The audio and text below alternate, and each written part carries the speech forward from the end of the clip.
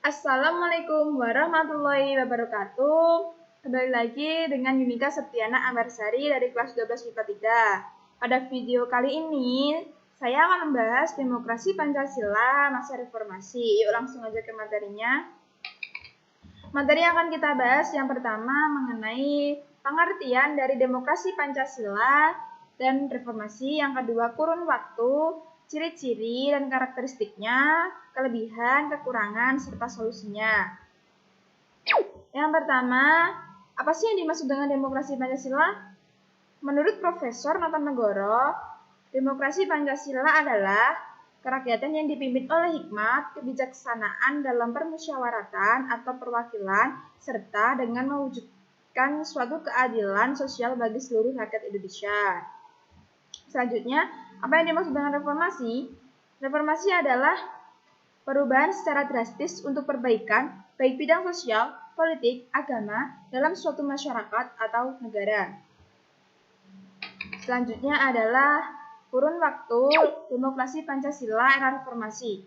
Pelaksanaan demokrasi pada masa reformasi dimulai sejak 21 Mei 1998 hingga saat ini.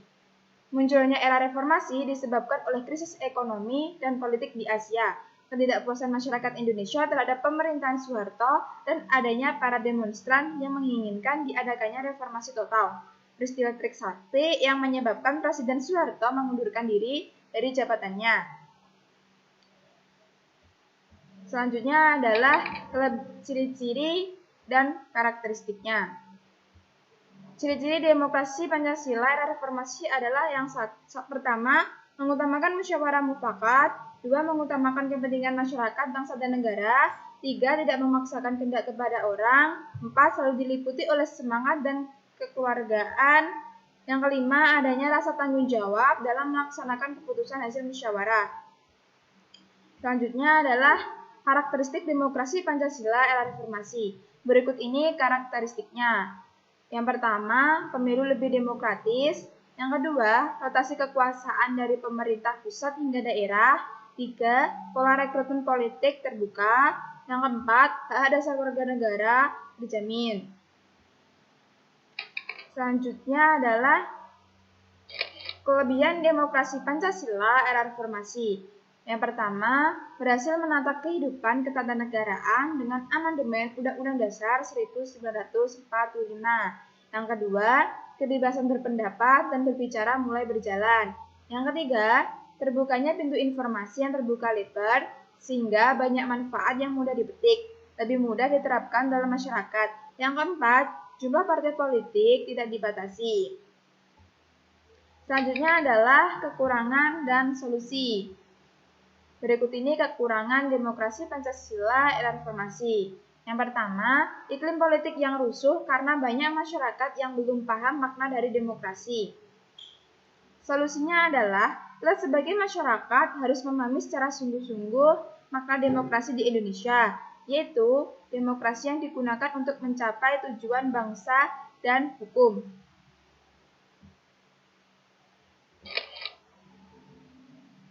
Yang kedua adalah masih adanya diskriminasi dalam mengambil keputusan. Solusinya, Undang-Undang Dasar 1945 Pasal 28E ayat 3 yang berbunyi, setiap orang berhak atas kebebasan berserikat, berkumpul, dan mengeluarkan pendapat. Kemudian, kekurangan yang terakhir adalah meningkatnya kerusuhan dalam masyarakat. Hal ini disebabkan karena pemerintah pasca reformasi masih belum mampu melaksanakan undang-undang sebagaimana mestinya sehingga belum dapat mengangkat kehidupan bangsa dan berbagai aspek. Solusinya, selain masyarakat memperbaiki dirinya, pemerintah sebaiknya juga melakukan pembenahan terhadap kinerja yang dilakukan sehingga undang-undang dapat terlaksana dengan semestinya. Itu tadi adalah materi mengenai demokrasi Pancasila era reformasi. Untuk lebih memahami materi tadi, saya ada beberapa contoh soalnya sehingga teman-teman bisa lebih mendalami materi yang saya sampaikan.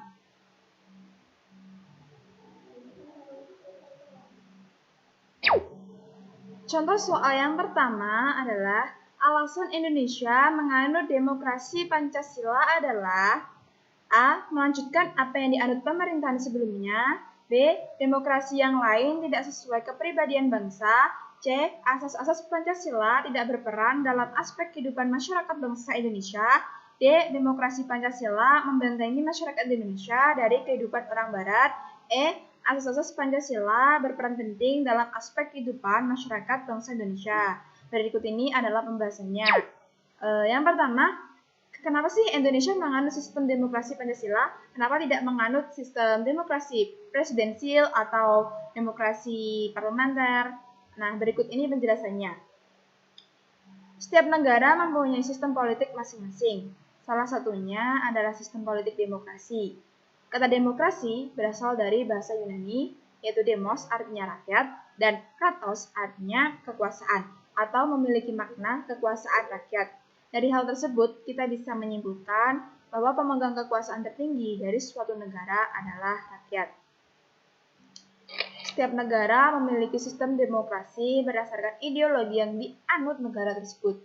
Di antaranya adalah demokrasi liberal, konstitusional, komunis, Pancasila, dan sebagainya. Negara Amerika merupakan negara yang menganut sistem demokrasi liberal, yaitu di mana peran pemerintah terbatas dalam ikut campur kehidupan masyarakatnya.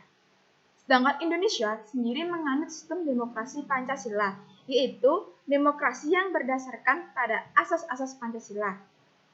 Di Amerika sendiri, demokrasinya berlangsung bebas tanpa ada pihak dari pemerintah. Bahkan di negara Amerika sendiri telah dibuat undang-undang mengenai LGBT. Hal tersebut sah-sah saja karena pemerintah tidak berhak ikut campur dalam kehidupan masyarakat.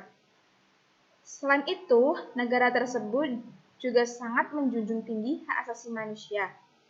Tapi jika di Indonesia membuat undang-undang mengenai pengesahan LGBT, hal tersebut akan menimbulkan kontroversial karena hal tersebut melanggar sila pertama dari Pancasila, yaitu ketuhanan yang Maha Esa. Negara Indonesia tidak bisa sewenangnya memberikan kebebasan suatu masyarakat tanpa ada batasan, karena hal tersebut akan menimbulkan banyak konflik yang bertentangan dengan asas-asas Pancasila. Jika negara Indonesia menganut sistem demokrasi liberal, maka hal yang akan terjadi adalah kemungkinan besar masyarakat Indonesia akan mulai meniru kehidupan orang Barat, seperti memperbolehkan hubungan bibir di depan umum. Hal tersebut akan menyebabkan kerusakan moral terhadap bangsa Indonesia. Jadi, bisa disimpulkan bahwa negara Indonesia menganut sistem demokrasi Pancasila karena asas-asas Pancasila sangat berperan penting dalam aspek kehidupan masyarakat negara Indonesia, yang mana menjunjung tinggi nilai-nilai agama, rasa kemanusiaan, persatuan, musyawarah, dan keadilan. Hal tersebut diyakini bisa menjadi suatu fondasi untuk mencapai kemakmuran suatu negara.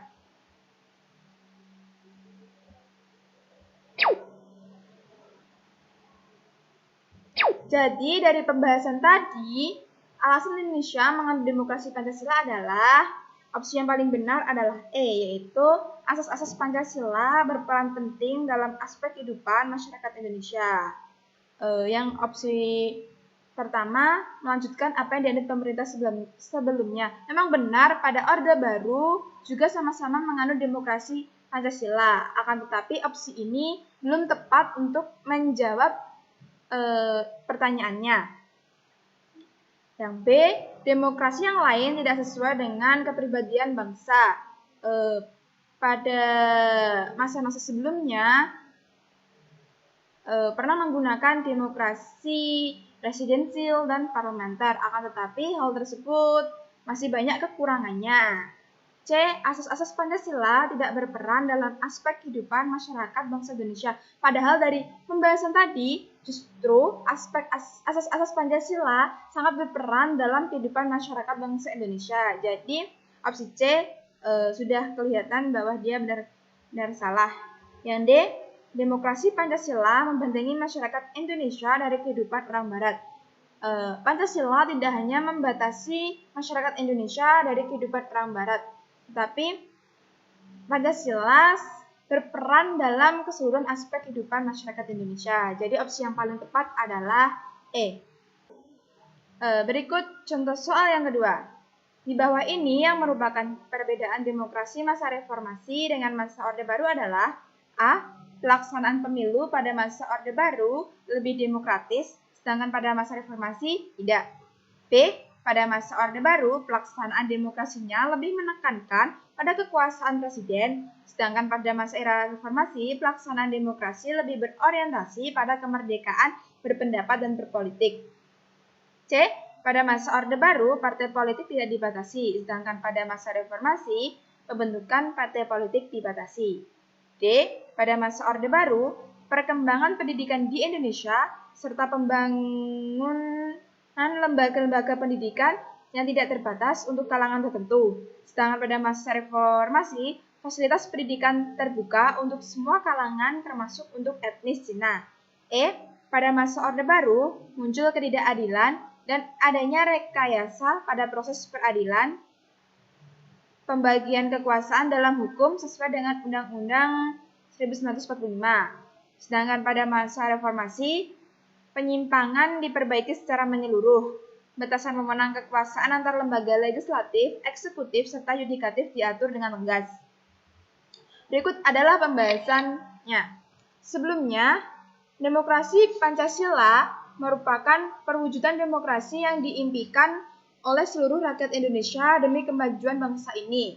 Di dalam demokrasi Pancasila, muncul berbagai cara agar negeri ini dapat melaksanakan apa yang menjadi cita-cita founding father kita yang dituangkan dalam 5 sila Pancasila itu sendiri.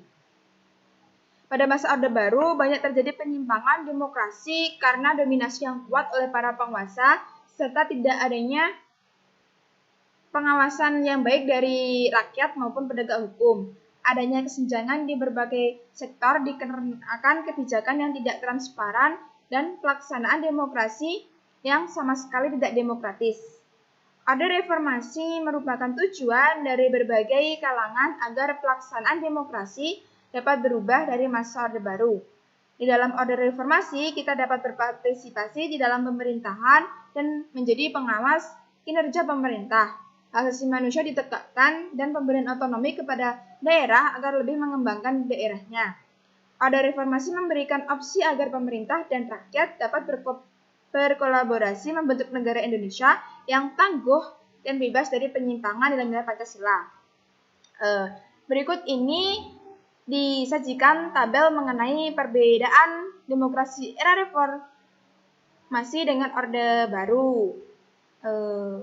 Tahun 1966 sampai 1998 ini sebagai Orde Baru, dan ini tahun 1998 sampai sekarang ini reformasi. Kebebasan dalam menyampaikan pendapat. Yang pada Orde Baru terbatasnya kebebasan untuk menyampaikan pendapat, teratasnya ruang gerak pers. Pada masa reformasi, masyarakat dan pers bebas menyampaikan pendapatnya, termasuk memberikan saran sampai kritik pada pemerintah secara terbuka. Di bidang hukum, era Orde Baru muncul ketidakadilan dan adanya rekayasa pada proses peradilan. Pembagian kekuasaan dalam hukum tidak sesuai dengan Undang-Undang Dasar 1945. Reformasi, penyimpangan diperbaiki secara menyeluruh. Batasan wewenang kekuasaan antar lembaga legislatif, eksekutif, serta yudikatif diatur dengan tegas. Pada bidang ekonomi, masa perkembangan ekonomi bangsa Indonesia dan pembangunan nasional serta bekerja sama dengan negara lain lancar. Era reformasi, pembuatan kebijakan untuk keluar dari krisis, ketimpangan ekonomi jauh lebih tinggi.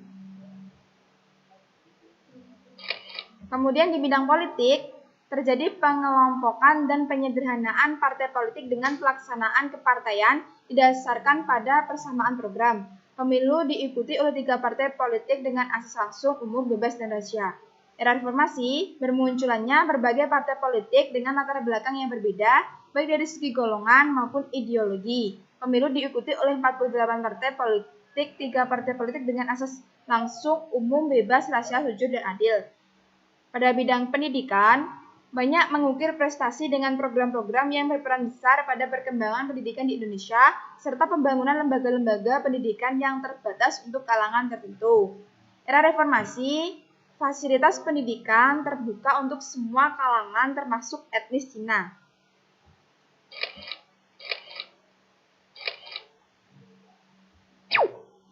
Jadi, dari pembahasan tadi, opsi yang paling tepat adalah B. Pada masa Orde Baru, pelaksanaan demokrasinya lebih menekankan pada kekuasaan presiden. Sedangkan pada masa era reformasi, pelaksanaan demokrasi lebih berorientasi pada kemerdekaan berpendapat dan berpolitik. Berikut penjelasan saya mengenai materi demokrasi Pancasila era reformasi dan dua contoh soalnya. Semoga apa yang saya sampaikan bermanfaat bagi kita semua. Terakhir, wassalamualaikum warahmatullahi wabarakatuh.